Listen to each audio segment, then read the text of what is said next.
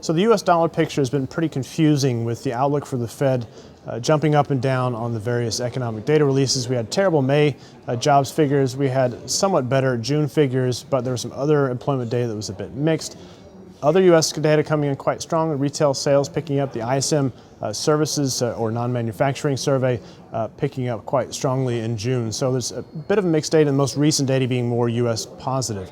I think for the dollar, it's not so much about other central banks, it's about the U.S. economy either proving itself one way or another, and then the global risk appetite environment. So we're seeing the U.S. Economic recovery coming back on board, convincing enough that the Fed starts to have to price back in those interest rates, and the market, importantly, has to do so as well. I think the dollar does very well pretty much across the board, but especially versus the likes of the euro with its negative interest rate policy, etc.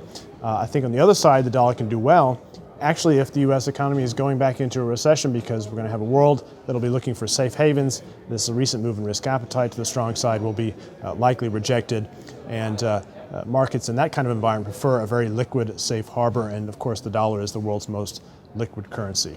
So that's how we're looking at the dollar here, with an unconvincing picture either way on the economic recovery in the U.S.